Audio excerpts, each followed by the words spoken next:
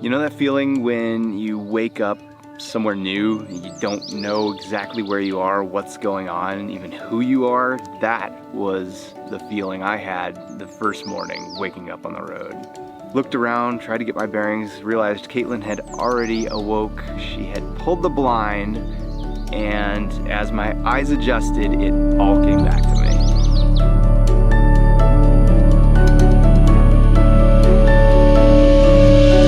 We were at Alabama Hills, our first day of our adventure from Southern California all the way to the Arctic Ocean, and I just couldn't help but smile.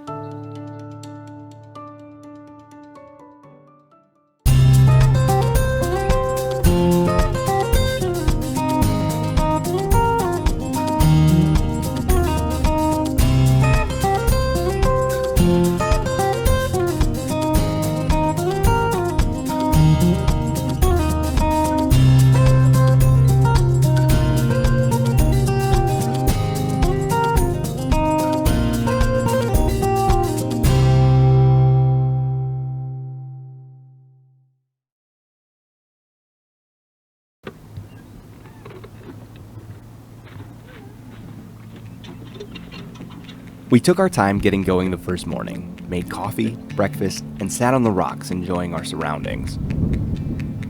We took a quick hike with the dogs as we absolutely love spending time in these crazy rock formations. The Alabama Hills area is BLM land and a popular location for off-grid camping, hiking, biking, and climbing. So we have been to Alabama Hills before, and that was 2 years ago.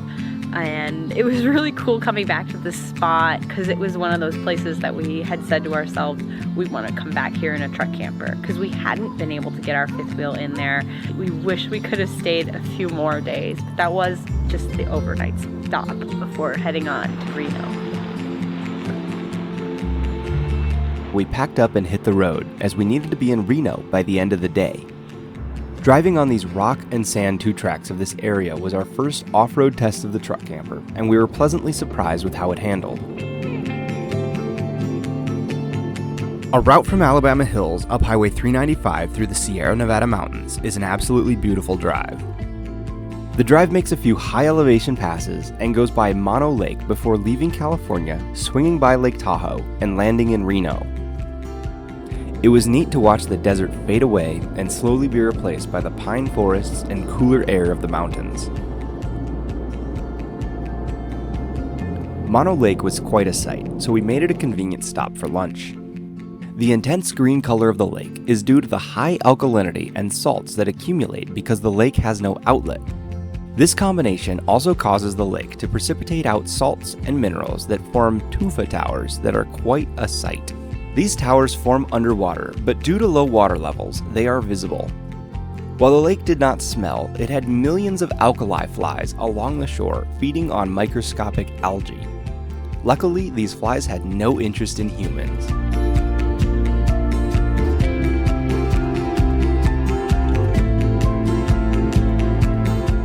One of the best parts of traveling in an RV is having all of the comforts of home with you at all times. The only drawback to this is that your resources are consumable. Water, waste storage, and power all need to be considered and monitored at all times.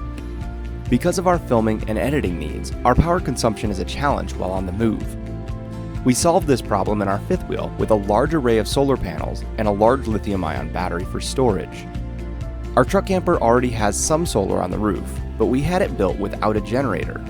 For our power consumption needs, we decided to install a large battery bank that will be primarily recharged by the truck, and we are heading to Battleborn Batteries in Reno to install this system. First stop is Reno, Nevada. We made it here to visit Battleborn Batteries. We are here to learn about how their lithium batteries are built and also to install a lithium battery system of our own. We met with Sean Nichols, Battleborn Batteries COO, to show us around. We toured the factory as he answered all of our questions about their lithium-ion batteries and how they're made. Battleborn batteries look like a single unit from the outside, but are actually comprised of multiple smaller cells that are welded together in modules. Well, we're walking through our tour of the factory, and our first stop is always the welding stations. I think it's really the kind of the cornerstone of the foundation of the high quality battery that we build. 6 spot welds per side on each one of our cells. These are some of the cells that go in your batteries, right? Yeah, these are a 26650 lithium iron phosphate cell. It's a cylindrical cell. Inside of here, there are basically 2 pieces of foil that are kind of spun together with a little electron separator in between. That polypropylene separator allows the electrons to move back and forth across the barrier. So your battery is compiled of multiple of these, right? So right. How many of these are in a 100 amp hour battery? 120. The 120 cells are welded into 4 modules containing 30 cells each. Each module is 25% of the battery. However, if one of the 26650 cells were to fail, it is designed so that the battery as a whole can continue to function properly. Well, this is our what we call the cell cycling area. It's important to be able to know the capacity of each battery. The cells are already matched for impedance and capacity already when they come from our factory. When we put them together in the module, we need to rebalance that capacity to make sure we know what it is, and then we match it up. But we never sell a battery that's below 101 amp hours. After the modules are tested out and matched, they move on to the assembly area.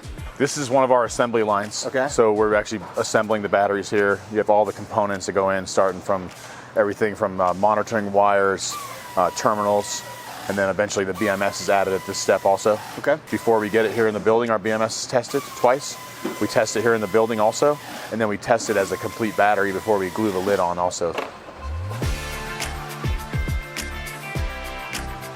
This is the end of the line. This is where your battery gets finished. This is where your battery gets the stickers.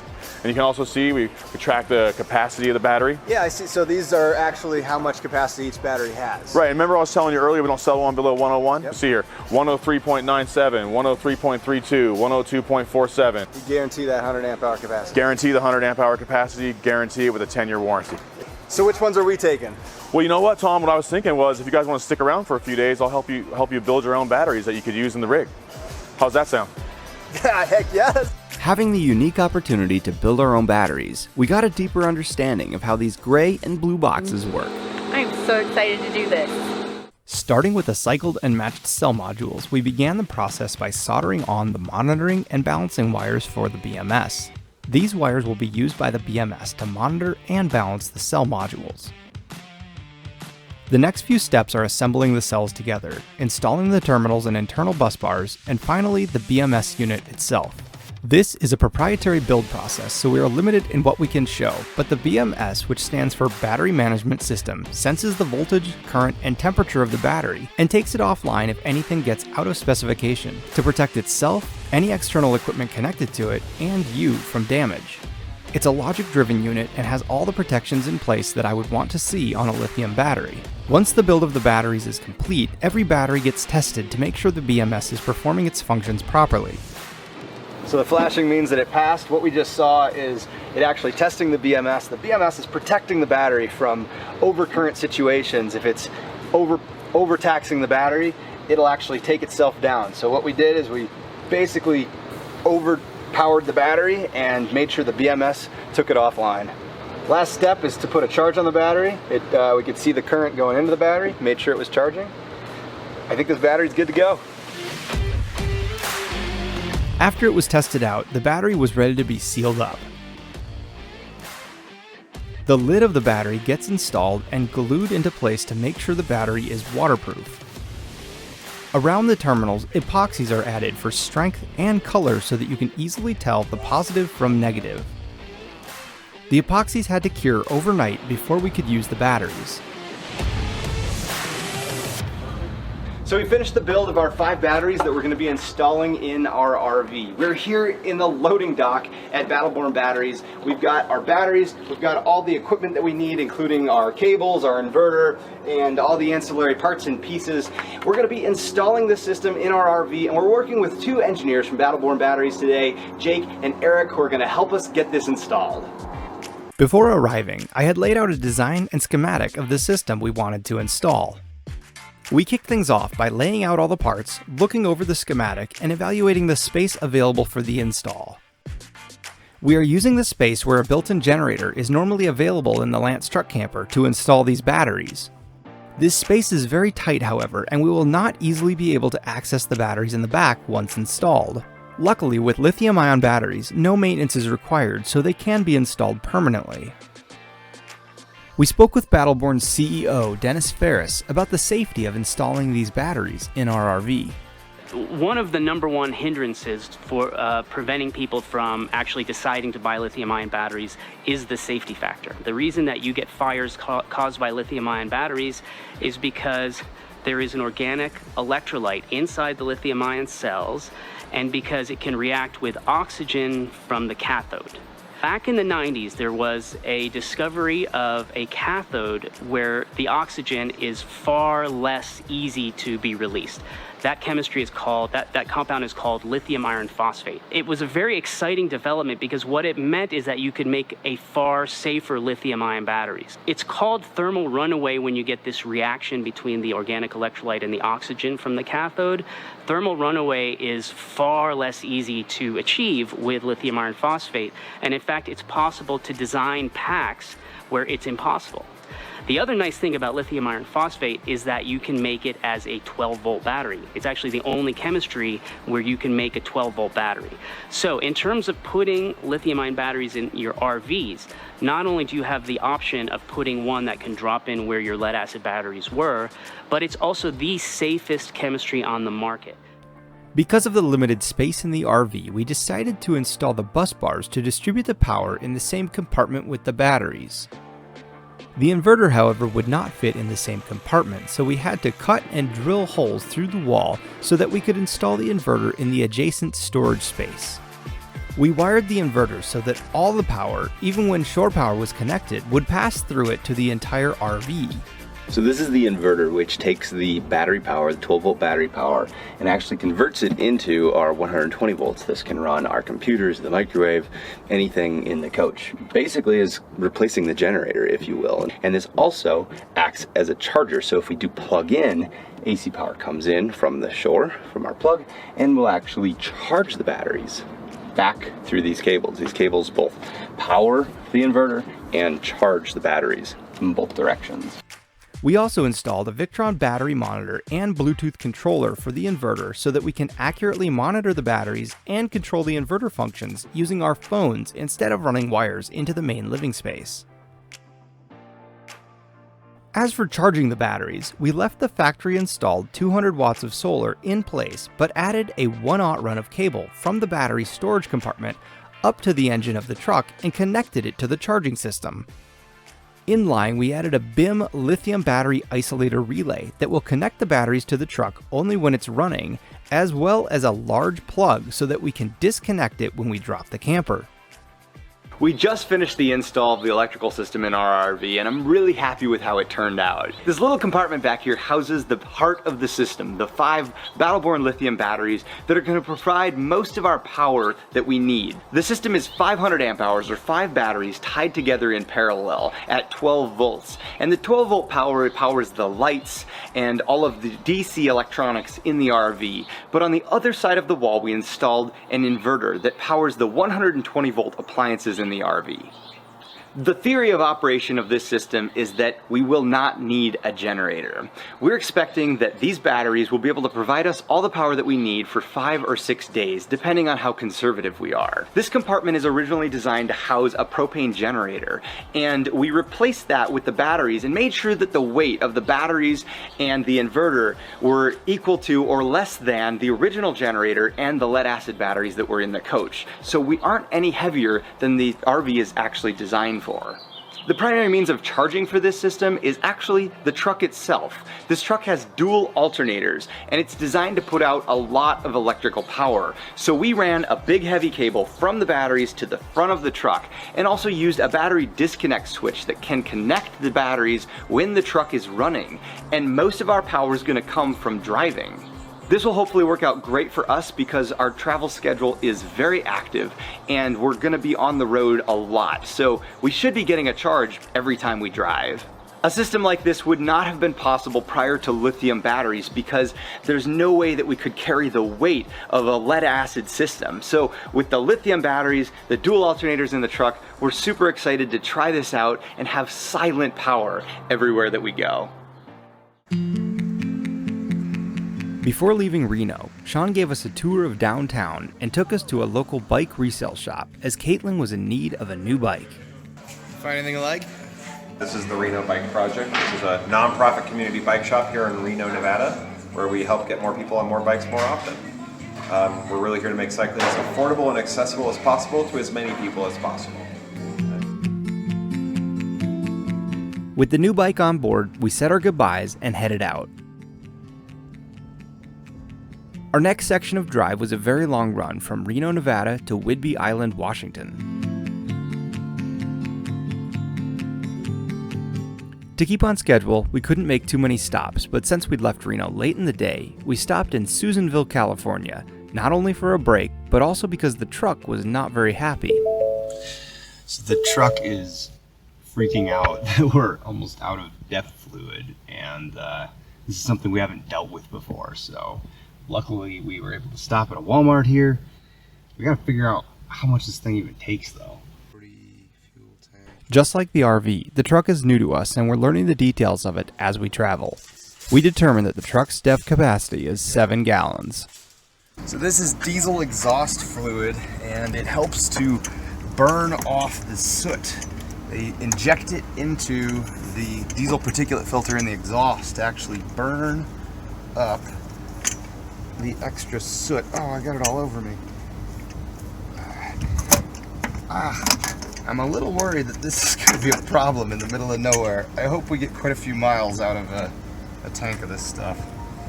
After filling the DEF, we made some hot tea and soup in our Instant Pot using the new electrical system. Because we were sick and tired, we decided just to stay the night in the Walmart parking lot before pressing on. We actually both came down sick this week, probably because we've been working so hard and been kind of stressed out about getting everything in order to hit the road. Tom had 102 fever a couple days before we were supposed to hit the road, and then a couple days after that when we were in Reno, I came down with a bug that gave me a sore throat and a stuffy nose, and that's why I can barely talk right now. But it just, life happens.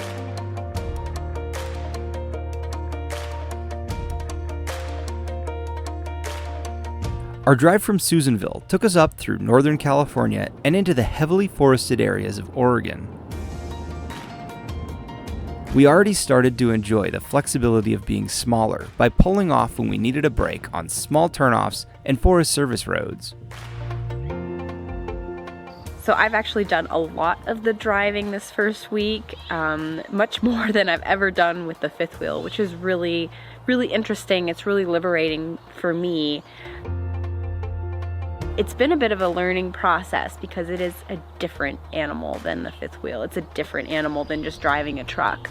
You do have to think about, you're heavier, so you have more stopping distance. But overall, after a couple of hours of driving this thing, I really got it down, and I've taken it places that I would never feel comfortable driving the fifth wheel. So we've pulled into tight parking lots. We've parked it in places that we would never have attempted with our previous rig.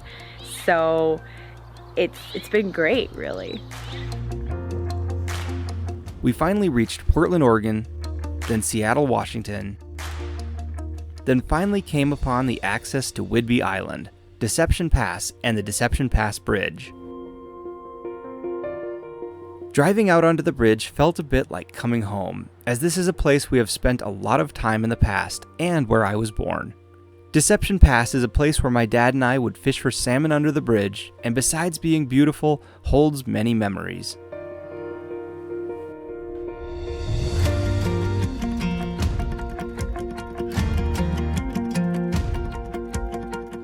We rolled into Oak Harbor with the truck's low fuel light on, which was a good test to see how much fuel it has in reserve.